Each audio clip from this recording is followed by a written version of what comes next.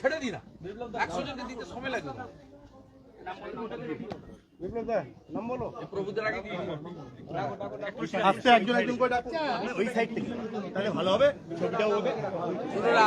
আমি ডিসেম্বরের শেষ সপ্তাহে মানে শেষ দিন এসেছিলাম এখানে। সেখানে বলেছিলাম এখানে যে আমাদের অস্থায়ী ঠিকানা আছে আমার অবর্তমানে কৃষ্ণেন্দুবাবু বেশি সময় থাকে, আর আমি এলে একবার করে আসি। এখান থেকে আমরা মাঝে মাঝেই গীতা বিতরণের কাজ করব। আমাদের লক্ষ্য আছে সন্দেশখালীর যতগুলো দ্বীপ এলাকা আছে আমাদের সনাতনীদের জাগরণের জন্য আমরা গীতা বিতরণ করব। আজকে সেই কর্মসূচি এখানে শুরু হচ্ছে। আমরা মাঝে মাঝেই আপনাদের জানাবো, গ্রাম ধরে ধরে এখানে এসে আপনারা গীতা এবং তুলসী, মাতা তুলসী রানী তার চারা গ্রহণ করবেন এবং আপনারা প্রত্যেক বাড়িতে যাতে তুলসী মঞ্চ স্থাপন হয়, শঙ্খ বাজানো, দীপদান এবং গীতা পাঠ ব্যাপকভাবে এটা করতে হবে। কারণ গীতার একটা লাইন আছে, ধর্ম রক্ষতি রক্ষিত, ধর্ম রক্ষা না হলে কিছু হবে না। আজকে বাঙালি হিন্দুরা অস্তিত্বের সংকটে ভুগছে।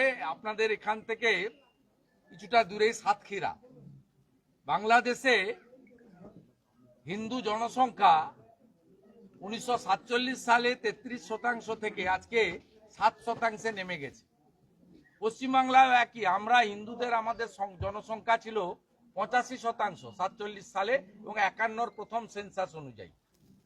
আজকে পশ্চিমবাংলায় 67-68তে হিন্দুরা নেমে গেছে ভয়ঙ্কর ভাবে। আজকে বাঙালি হিন্দুদের অস্তিত্ব সংকটে আমরা চলে গেছি। তাই একমাত্র উদ্ধার যদি কেউ করতে পারে, গীতানাথ করতে পারে। অতএব গীতার প্রচার প্রসার আমাদের সকলকে করতে হবে। সবাই ইসকন, গৌড়িয়া মঠ ইত্যাদির উপর, ভারত সেবাশ্রমের উপর নির্ভর থাকলে হবে না। সবাইকে নিজের নিজের কাজের সাথে সাথে ধর্ম রক্ষা করার কাজটাও করতে হবে। এবং ধর্ম না থাকলে আজকে আমরা পশ্চিমবঙ্গে বা ভারতে 50%-এর বেশি বলে সংবিধান চলছে। যেদিন আমরা 50-এর নিচে চলে যাব সেদিন সারিয়া কানুন চলবে। আপনি দেখবেন পাশের ওখানে মাইকে বলা হচ্ছে যে এই সময়কালে, আজকেই আমি দেখছিলাম আমাদের পোর্টালগুলো করেছে যে কেউ বেরোবে না, মানে মহিলারা রাস্তায় বেরোতে পারবে না। অতএব কি কঠিন অবস্থা, এটা আগামী দিনেও এখানে হবে। আমাদের এই কাজটা করতে হবে। সবাই মিলে আপনারা গীতার প্রচার প্রসার করুন। কৃষ্ণপদ দাস, কৃষ্ণপদ দাস, হরে কৃষ্ণ, বিকাশ দাস, বিকাশ দাস, বিকাশ দাস কে আছেন? নেক্সট ওই পাশে, ওই পাশে ভালো হবে, ভালো ছবিটা ভালো। হ্যাঁ, ওই দিকে সবাই সাইড থেকে সরুন, জায়গা করতে লাইন দিয়ে আসুন না, লাইন দিয়ে আসুন তাহলে সুবিধা হবে। এদিক দিয়ে গেলে ঠাড়া দিলে হবে না। কমল ছাড়ো, কমল ছাড়ো, এই তো কমল ছাড়ো, বেরিয়ে আসুন, আসুন, আপনি সরে আসুন, যান না, পরের জন্য আসুন। হ্যাঁ, আপনি সরে যান, আপনি নিচে বেরিয়ে যান, খাটে বেরিয়ে যান, সর্দার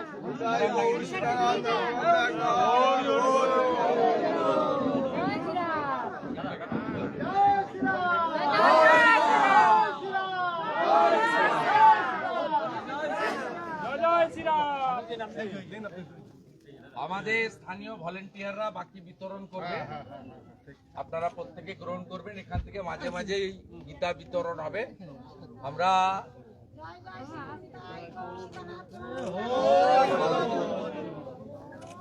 আমরা একটু 2 মিনিট কীর্তন করে শেষ করব, মানে আমি প্রস্থান করব, এখানে দেওয়া চলবে।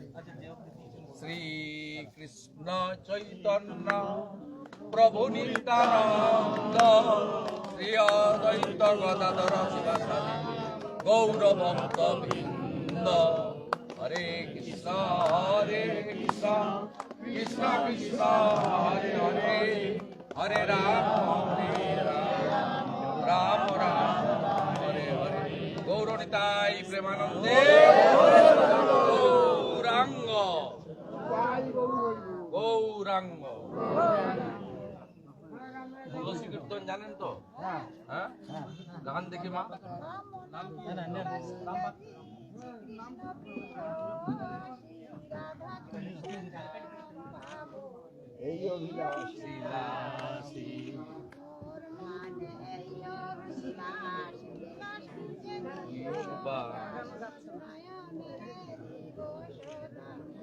তুলসী রানী কি, তুলসী রানী কি। দাদা দাদা দুই এক কথা বলা যাবে তাহলে ছেলে দিতে পারতাম। থ্যাংক ইউ দাদা। এইভাবে মানে নিয়ে যাবেন, তাড়াহুড়ো করিস না কেউ নেই।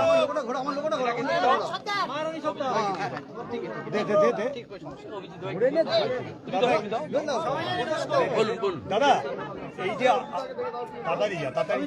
এই যে এই যে যাদবপুর নিয়ে যে কাণ্ড হচ্ছে তাতে একজন এও ধরা পড়েছে, একজনকে গ্রেপ্তার করেছে কয়েকজনকে ছাত্রকে, কি বলবেন আপনি? ছাত্র ফাত্র নয় এগুলো, মাকু যারা বলে কাশ্মীর মাঙ্গে আজাদি, তো কি ছাত্র? এর জন্য দায়ী মমতা ব্যানার্জি। 2019 সালে ভারত সরকারের রাষ্ট্রমন্ত্রী, তৎকালীন বিজেপি এখন তৃণমূলের মন্ত্রী বাবুল সুপ্রিয়, তার উপর যখন আক্রমণ হয়, মমতা বন্দ্যোপাধ্যায় বিজেপি বলে তার পুলিশকে নিষ্ক্রিয় রেখেছিল। তদানীন্তন রাজ্যপাল আজকের উপরাষ্ট্রপতি জগদীপ ধনখড় সেন্ট্রাল ফোর্স নিয়ে গিয়ে ওকে উদ্ধার করে।